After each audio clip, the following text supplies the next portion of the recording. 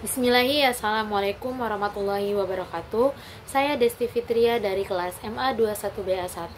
Di sini saya akan mengumpulkan tugas UAS saya, mata kuliah berpikir kritis. Di sini saya akan menganalisis kritis terhadap kenaikan tarif PPN dari 11% menjadi 12% pada tahun 2025. Mungkin saya akan membahas sedikit tentang kenaikan pajak pertambahan nilai dari 11% menjadi 12% pada tahun 2025. Pada tahun 2025, pemerintahan Indonesia akan menaikkan tarif pajak pertambahan nilai atau biasa disebut dengan PPN dari 11% menjadi 12% sebagai bagian dari upaya untuk memperkuat basis fiskal negara.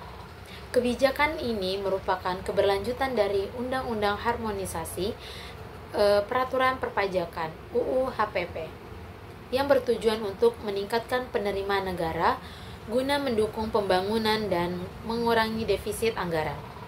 Namun, sebagian masyarakat yang berpikir kritis penting untuk menganalisis bahwa kebijakan ini dari berbagai sudut pandang, mencangkup dampaknya terhadap masyarakat, dunia usaha, perekonomian nasional, serta sejauh mana langkah yang sesuai dengan prinsip sosial dan keberlanjutan dari pembangunan tersebut. Kenaikan tarif pertambahan nilai PPN dari 11% menjadi 12% yang diberlakukan pada tanggal 1 Januari 2025 merupakan kebijakan strategis pemerintah untuk meningkatkan penerimaan negara. Kebijakan ini tidak terlepas dari upaya pemerintah untuk memperkuat posisi fiskal, mengurangi defisit anggaran, dan menandai berbagai program pembangunan dan kesejahteraan. Namun dari sisi lain, kebijakan ini memiliki konsekuensi yang sangat signifikan terhadap berbagai sektor, termasuk konsumsi, masyarakat, serta daya saing dunia usaha dan pertumbuhan ekonomi nasional secara keseluruhan. Dengan demikian, analisis berpikir kritis terhadap dampak dan implikasi kebijakan ini sangat penting untuk memberikan pemahaman yang lebih mendalam. Baik, saya akan menjelaskan dampak ekonomi dari kenaikan PPN dari 11% menjadi 12%. Yang pertama yaitu pengaruhnya terhadap inflasi. Salah satu dampak langsungnya dari kenaikan PPN adalah kenaikan harga barang dan jasa. Peningkatan tarif PPN secara langsung menyebabkan harga barang dan jasa yang dikenakan pajak menjadi lebih mahal. Misalnya, jika sebuah barang yang sebelumnya dihargai 100.000 dikenakan PPN sebesar 11%, konsumen harus membayar sebesar 111.000. Namun, jika tarif PPN yang dikenakan menjadi 12%, jadi harga barang tersebut menjadi 112.000. Peningkatan harga ini akan menjadi beban konsumsi masyarakat, terutama untuk barang-barang yang diperlukan di dalam kehidupan sehari-hari, seperti bahan baku, pakaian, dan transportasi. Meskipun kenaikan PPN hanya sebesar 2%, efek kumulatif dari kenaikan harga dan barang jasa bisa sangat besar, terutama jika dihitung secara keseluruhan di dalam perekonomian. Kenaikan harga yang disebabkan oleh PPN ini dapat berkontribusi pada inflasi yang lebih tinggi. Inflasi adalah kondisi di mana harga barang dan jasa secara umum meningkat di dalam perekonomian, yang pada gilirannya mengurangi daya beli masyarakat. Dalam jangka panjang, inflasi yang lebih tinggi dapat menurunkan standar hidup, terutama bagi kelompok masyarakat yang sudah berada pada batas kemiskinan. Selanjutnya yaitu dampaknya pada konsumsi. Kenaikan PPN memengaruhi daya beli masyarakat dengan barang dan jasa yang lebih mahal. Konsumsi masyarakat berpotensi menurun, terutama dari barang non-esensial dalam ekonomi makro. Penurunan konsumsi dapat memperlambat laju pertumbuhan ekonomi. Hal ini beresiko menyebabkan pengurangan dalam produksi yang pada gilirannya dapat memengaruhi tingkat lapangan pekerjaan. Sebagai contoh, jika barang-barang konsumsi menjadi lebih mahal, masyarakat mungkin akan lebih berhati-hati di dalam melakukan pengeluaran mereka. Sebagai orang, mungkin kita akan mengurangi pengeluaran pada barang yang tidak terlalu kita perlukan. Seperti kayak barang elektronik, jika barang tersebut masih bisa dipakai atau masih bisa diperbaiki, lebih baik diperbaiki daripada membeli sesuatu hal yang baru. Ataupun seperti pakaian mewah. Pakaian mewah jika masih bisa dipakai dan layak dipakai, lebih baik kita pakai lagi. Dan lebih memprioritaskan pada pembelian barang-barang pokok. Hal ini bisa menyebabkan sektor ekonomi tertentu seperti sektor retail atau sektor barang-barang mewah bisa mengalami penurunan permintaan. Yang selanjutnya yaitu dampaknya terhadap pengusaha di dunia usaha. Bagi pelaku usaha sendiri, terutama bagi sektor yang bergantung pada konsumen akhir seperti UMKM, usaha mikro kecil dan menengah, kenaikan PPN juga bisa meningkatkan itu di bagian biaya operasional. Kayak jika sebuah usaha itu kayak tidak sesuai dengan harga jual dengan kenaikan PPN, maka usaha tersebut bisa mengalami kayak penurunan margin keuntungan. Jadi kayak usaha kecil yang biasanya kayak memiliki modal yang cukup terbatas dan kemampuan negosiasi yang lebih lemah dan serta lebih rentang terhadap perubahan kebijakan pajak. Selain itu juga meskipun perusahaan besar cenderung dapat mengalihkan kayak beban PPN kepada konsumsi dengan meningkatkan harga jual UMKM, mungkin akan kesulitan untuk melakukan hal ini tanpa kehilangan pelanggan atau mengurangi volume penjualan mereka. Kayak lebih jauh lagi, kenaikan PPN juga dapat memengaruhi sentimen investor jika perusahaan mereka merasa bahwa kebijakan pajak ini merugikan dunia usaha mereka. Mungkin kayak akan mengurangi rencana ekspansi atau investasi mereka, atau bisa juga kayak mengurangi arus investasi domestik dan berpotensi untuk menghambat pertumbuhan ekonomi di dalam jangka yang panjang. Selanjutnya itu kita juga bisa lihat dari potensi ketidakseimbangan ekonomi atau biasa disebut dengan supply shock. Kenaikan PPN dari 11% menjadi 12% pada barang-barang yang termasuk dalam kategori barang pokok kayak seperti bahan pangan, bahan bakar, dan obat-obatan bisa menyebabkan kayak ketidakseimbangan ekonomi yang disebut dengan supply shock. Ketika harga-harga barang vital ini meningkat karena kenaikan PPN, maka menjadi lebih sulit dijangkau oleh masyarakat yang berpendapatan rendah. Hal ini dapat memperburuk kemiskinan serta meningkatkan ketimpangan sosial pada pemerintahan. Jadi, pemerintah harus memastikan bahwa kebijakan atau tindakan untuk mengorbankan sektor-sektor vital yang dibutuhkan oleh masyarakat, terutama yang berada di kondisi ekonomi yang lemah. Selanjutnya yang kedua yaitu dampak sosial dari kenaikan PPN dari 11% menjadi 12%. Yang pertama yaitu adanya ketimpangan sosial. Itu sudah pasti dan terlihat jelas akan adanya ketimpangan sosial dari kenaikan pajak tersebut. Pajak pertambahan nilai adalah jenis pajak yang bersifat regresif. Artinya, meskipun tarif pajak tetap sama bagi semua orang, tapi dampaknya lebih besar bagi kelompok yang berpendapatan rendah. Kelompok ini menghabiskan sebagian besar pendapatan mereka untuk membeli barang-barang yang dikenakan PPN, sehingga mereka akan merasakan dampak yang lebih besar dari kenaikan tarif PPN dibandingkan dengan kelompok yang berpendapatan tinggi.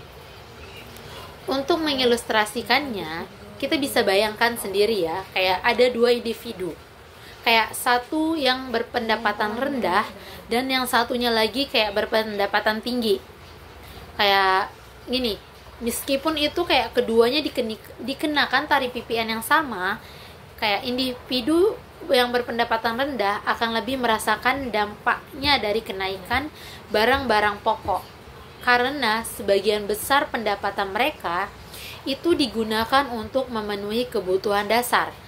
Sebaliknya, jika individu itu berpendapatan tinggi, jadi kayak dia itu lebih mampu mengatasi kenaikan harga karena pengeluaran mereka lebih bervariasi dan tidak terlalu tergantung pada barang-barang yang dikenakan PPN. Sebagai akibatnya, dari kenaikan PPN bisa memperburuk ketimpangan sosial di masyarakat, di mana kelompok yang kaya tidak merasakan dampaknya secara signifikan. Namun, untuk kelompok miskin atau kelas menengah terhimpit oleh beban biaya hidup yang lebih tinggi. Yang kedua yaitu dampaknya terhadap kesejahteraan masyarakat. Kenaikan PPN dapat berpengaruh pada kesejahteraan masyarakat sosial secara keseluruhan. Pemerintah harus menjamin bahwa pendapatan yang diperoleh oleh kenaikan PPN digunakan secara efisien dan transparan untuk meningkatkan kualitas hidup masyarakat. Sebagai contoh, jika pendapatan pajak dialokasikan untuk pembangunan infrastruktur publik, pendidikan, dan layanan kesehatan yang lebih baik, maka masyarakat dapat merasakan manfaat yang lebih manfaat kayak dari kebijakan tersebut di dalam bentuk peningkatan akses dan kualitas layanan publik. Namun adanya program subsidi atau kompensasi yang memadai, masyarakat rendah akan merasakan tekanan yang lebih besar akibat dari kenaikan PPN. Oleh karena itu, kebijakan pajak yang dirancang dengan hati-hati harus sangat mempertimbangkan keberlanjutan sosial dan menciptakan keseimbangan antara pembiayaan pembangunan dan perlindungan bagi kelompok yang rentan. Yang ketiga yaitu meningkatkan ketidakpuasan dan potensi sosial. Peningkatan PPN seringkali muncul atau memicu ketidakpuasan masyarakat, terutama jika kebijakannya dianggap tidak adil atau terlalu membebani. Kayak sebagian contoh ya, di beberapa negara yang telah menerapkan kenaikan PPN, kayak seperti Prancis atau Chile, masyarakatnya melakukan protes besar-besaran kepada mereka karena merasa bahwa kebijakan ini tidak berpihak pada rakyat kecil. Di Indonesia sendiri, jika kenaikan PPN tidak disertai dengan peningkatan kualitas layanan publik atau tidak adanya subsidi untuk kelompok miskin, kita tidak dapat melihat potensi muncul. Ketidakpuasan sosial ini bisa berujung pada unjuk rasa, penurunan kepercayaan terhadap pemerintah, atau bahkan perubahan politik yang dapat merugikan stabilitas sosial ekonomi negara Indonesia sendiri. Yang ketiga yaitu perspektif politik dan kepercayaan terhadap pemerintah. Yaitu yang pertama yaitu dampak politik dari kebijakan PPN itu sendiri. Kayak dari kenaikan PPN yang memiliki dimensi politik itu sangat penting di dalam sistem demokrasi kebijakan pajak. Seperti ini, kayak seringkali menjadi isu dan perdebatan di kalangan partai-partai politik. Kayak partai yang mendukung kenaikan PPN mungkin menghadapi penurunan dukungan dari masyarakat. Karena apa? Masyarakat merasa terbebani oleh kebijakan tersebut. Oleh karena itu, kebijakan pajak yang melibatkan kenaikan tarif PPN harus bisa dilakukan dengan komunikasi yang efektif dan terbuka kepada publik. Jika kenaikan PPN dilakukan tanpa adanya penjelasan yang lebih jelas dan transparan tentang bagaimana dana tersebut akan digunakan untuk kepentingan publik, maka masyarakat dapat kehilangan kepercayaan terhadap pemerintah. Kepercayaan terhadap pemerintah sangat penting untuk menjaga stabilitas politik dan sosial. Yang kedua, pemilu dan dampaknya terhadap partai yang berkuasa. Kenaikan PPN juga dapat pengaruh besar di dalam pemilu berikutnya. Jika kebijakan ini tidak diterima dengan baik oleh masyarakat, partai yang berkuasa dapat kehilangan dukungan pemilihan. Oleh karena itu, untuk mengurangi potensi ketidakpuasan politik, pemerintah harus memastikan bahwa kebijakan ini disertai dengan program-program yang menunjukkan hasil yang nyata, kayak seperti adanya perbaikan infrastruktur, pengentasan kemiskinan, dan peningkatan kualitas layanan publik. Yang keempat yaitu kebijakan pemerintah dan solusi yang bisa diterapkan. Meskipun kenaikan tarif PPN dapat memberikan banyak manfaat jangka panjang untuk pembiayaan negara, penting bagi pemerintah untuk mengimbangi kebijakan ini dengan strategi yang dapat mengurangi dampak negatif bagi masyarakat, terutama bagi mereka yang rentan dan tidak mampu menanggung beban tambahan. Yang pertama yaitu penggunaan pendapatan PPN untuk meningkatkan kesejahteraan sosial. Kayak pemerintah tuh harus bisa memastikan bahwa dana yang diperoleh dari kenaikan PPN itu digunakan untuk mengurangi ketimpangan sosial dan meningkatkan kesejahteraan masyarakat. Salah satunya cara yang efektif adalah dengan mengalokasikan sebagian besar dana untuk program-program langsung yang bermanfaat bagi masyarakat, kayak seperti program kesehatan, pendidikan, subsidi, bahan pokok, dan pengembangan infrastruktur. Dengan cara ini, meskipun kenaikan biaya hidup akibat PPN, masyarakat dapat merasakan manfaatnya dari kebijakan tersebut. Kayak sebagai contohnya, kayak jika dana PPN digunakan untuk pembangunan rumah sakit, sekolah, atau akses internet untuk daerah-daerah terpencil, maka masyarakat yang terkena dampaknya langsung akan merasakan dari peningkatan kualitas hidup. Hal ini juga dapat memperkuat legitimasi pemerintah di mata publik karena masyarakat merasa bahwa beban pajak yang mereka gunakan untuk kepentingan umum yang nyata. Yang kedua yaitu penargetan subsidi untuk kelompok masyarakat yang rentan. Peningkatan bahwa kenaikan PPN bersifat regresif dan dampaknya lebih besar pada kelompok masyarakat yang berpendapatan rendah. Pemerintah dapat mempertimbangkan pemberian subsidi langsung untuk kelompok ini, kayak misalnya bantuan sosial yang diberikan kepada keluarga miskin atau kelas menengah, bahwa biasanya banyak solusi untuk mengurangi dampak dari beban PPN itu sendiri di dalam kehidupan mereka, kayak mengadakan program-program seperti bantuan langsung, tunai BLT, atau subsidi pangan untuk kelompok miskinnya, dan dapat membantu mereka untuk bertahan hidup meskipun harga barang-barang pokok naik akibat dari sifat regresif dan berdampak lebih besar pada kelompok masyarakat yang berpendapatan rendah.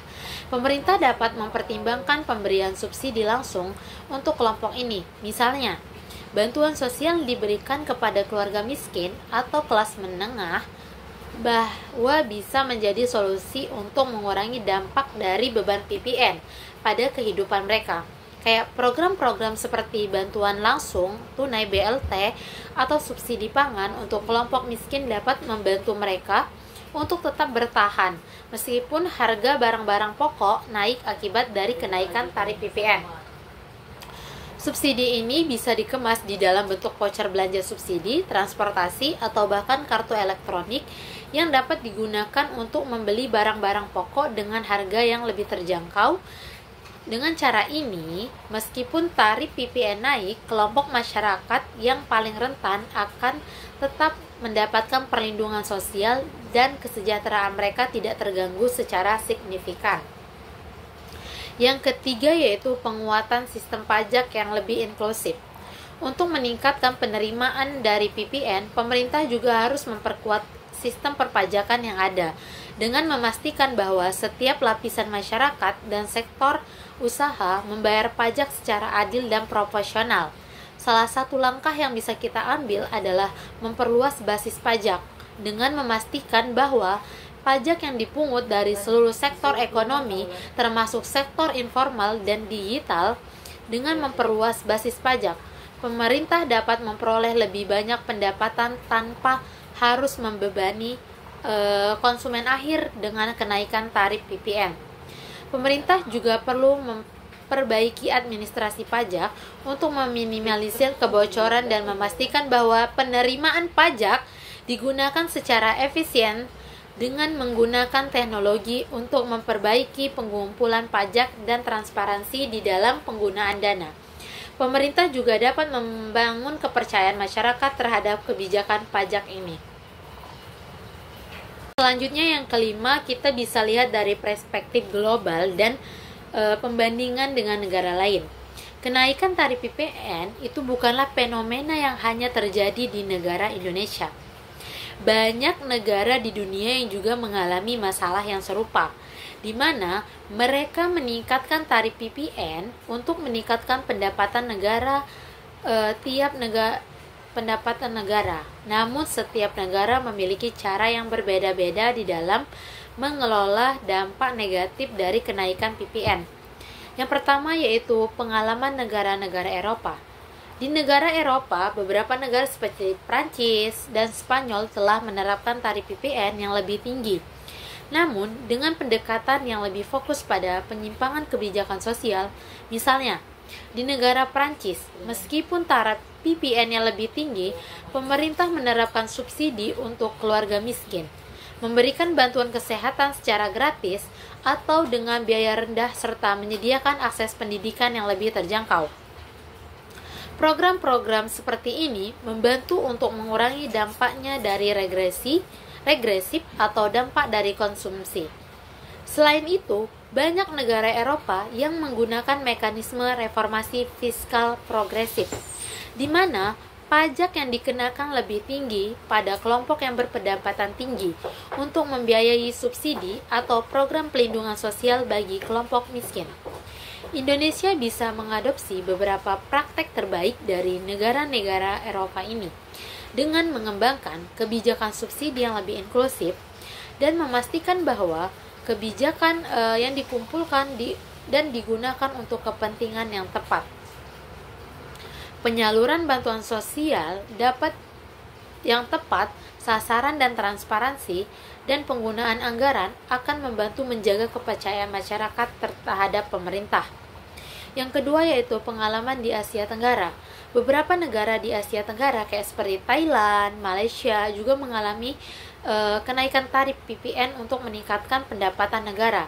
Namun, mereka juga mengimbangi kebijakan tersebut dengan mengurangi pajak penghasilan untuk masyarakat yang berpendapatan rendah dan menengah serta memberikan insentif kepada sektor usaha kecil dan menengah untuk mendukung pertumbuhan ekonomi. Indonesia bisa belajar dari pendekatan ini dengan mempertimbangkan untuk menurunkan beban pajak penghasilan bagi golongan masyarakat yang berpendapatan rendah dan menengah atau memberikan insentif pajak untuk sektor-sektor usaha yang berdampak langsung untuk kenaikan PPN. Selanjutnya yang keenam yaitu menjaga keseimbangan antara pembiayaan, pembangunan, dan perlindungan sosial. Kenaikan PPN memang dapat membantu pemerintah untuk mengatasi defisit anggaran dan membiayai proyek-proyek pembangunan infrastruktur. Namun, penting untuk menjaga keseimbangan antara pembiayaan pembangunan dan perlindungan sosial bagi masyarakat. Dalam jangka panjang, pemerintah harus memastikan bahwa kebijakan-kebijakan pajak tidak mengorbankan kesejahteraan sosial. Untuk itu, pemerintah harus menyusun rencana pembangunan jangka panjang yang terintegrasi dengan kebijakan pajak yang mendukung keberlanjutan sosial pembangunan yang inklusif, di mana seluruh lapisan masyarakat merasakan dan mendapatkan manfaat, akan memperkuat fondasi perekonomian dan menjaga stabilitas sosial. Yang ketujuh itu penilaian dampak dari PPN dan perspektif dari kesejahteraan ekonomi jangka panjang. Yang pertama yaitu ada pertumbuhan ekonomi dan produktivitas. Yaitu pajak itu adalah salah satu instrumen fiskal yang dapat digunakan untuk merangsang pertumbuhan ekonomi di dalam jangka panjang jika digunakan dengan bijaksana. Dana yang diperoleh dari kenaikan PPN itu dapat digunakan untuk menandai infrastruktur publik, peningkatan kualitas pendidikan, dan penyediaan layanan kesehatan, yang semuanya berkontribusi pada peningkatan produktivitas ekonomi. Dengan peningkatan kualitas sumber daya manusia melalui pendidikan yang lebih baik dan akses kesehatan yang lebih baik, perekonomian Indonesia akan tumbuh lebih kuat dan lebih inklusif. Infrastruktur yang baik juga akan meningkatkan efisiensi ekonomi, memfasilitasi distribusi barang dan jasa yang lebih efektif dan mengurangi biaya produksi. Selanjutnya yang kedua yaitu diversifikasi sumber pendapatan negara. Kenaikan PPN juga dapat menjadi bagian dari strategi diversifikasi pendapatan negara. Mengandalkan satu sumber pendapatan kayak seperti minyak dan gas bisa sangat berisiko meningkatkan fluktuasi harga komoditas yang tidak dapat diprediksi. Oleh karena itu, memperkuat basis pajak melalui peningkatan PPN itu dapat sangat membantu untuk mengurangi kayak ketergantungan kita gitu loh pada sumber pendapatan tertentu, dan memberikan stabilitas fiskal yang lebih baik bagi negara. Untuk mencapai tujuan tersebut, pemerintah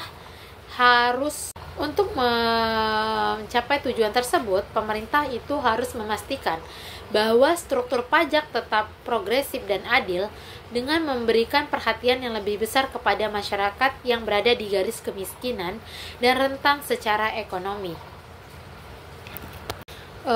Pembahasan selanjutnya yaitu kesimpulan.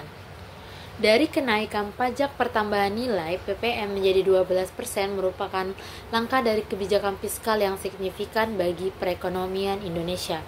Meskipun keputusan ini bertujuan untuk meningkatkan pendapatan negara guna membangun biaya program-program pembangunan dan mengurangi defisit anggaran, dampaknya terhadap berbagai sektor juga harus dipertimbangkan dengan sangat hati-hati. Secara umum, dampak kenaikan PPN ini mencakup dimensi ekonomi, sosial, dan politik yang cukup luas dan kompleks. Dari segi ekonomi, kenaikan PPN juga berpotensi untuk meningkatkan harga barang dan jasa yang pada gilirannya dapat memicu inflasi. Dampak inflasi yang tinggi akan mengurangi daya beli masyarakat, terutama bagi kelompok yang lebih rentan kayak seperti golongan yang berpendapatan rendah dan menengah. Kelompok ini akan lebih berpengaruh. Oleh karena itu, kenaikan harga barang atau kebutuhan dasar yang sebagian besar terkena PPN, sementara kelompok yang kaya yang memiliki pengeluaran yang lebih besar untuk barang mewah tidak terlalu berpengaruh. Oleh karena itu, kenaikan PPN dapat memperburuk ketimpangan sosial dan menambah kesenjangan ekonomi antara kelompok yang kaya dan yang miskin. Selain itu, di dunia usaha, khususnya usaha kecil atau menengah UMKM juga akan merasakan dampaknya.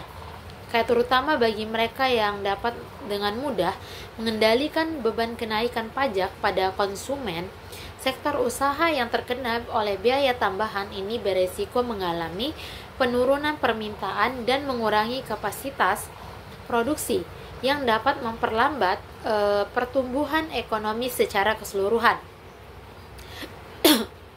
Dalam konteks ini, kebijakan pendamping seperti insentif pajak untuk UKM atau sektor-sektor tertentu yang dapat berpengaruh harus dipertimbangkan oleh pemerintah agar tidak menghambat potensi pertumbuhan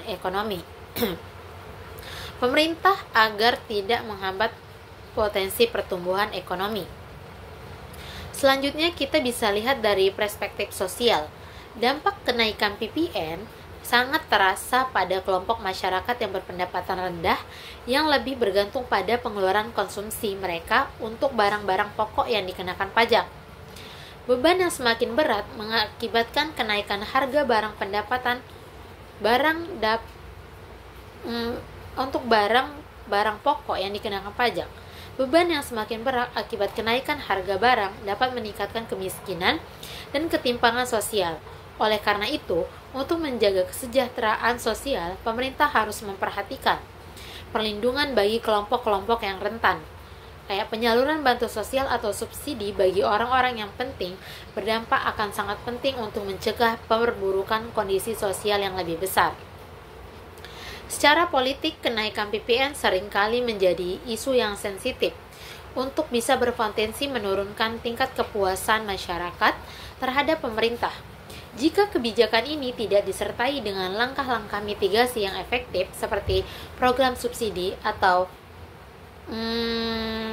penurunan subsidi atau penurunan pajak penghasilan bagi kelompok menengah ke bawah, kemungkinan akan adanya peningkatan ketidakpuasan masyarakat yang bisa berujung pada protes atau penurunan dukungan politik terhadap pemerintah. Oleh karena itu, komunikasi yang jelas dan transparansi di dalam penggunaan pendapatan dari PPN sangat penting untuk membangun kembali kepercayaan masyarakat terhadap kebijakan ini. Di dalam menghadapi tantangan ini, pemerintah Indonesia perlu mengimbangi kenaikan PPN yang telah ditetapkan adalah dengan memperkuat program subsidi sosial dengan bantuan langsung tunai BLT dan memastikan perdistribusian dana yang tepat pada sasaran.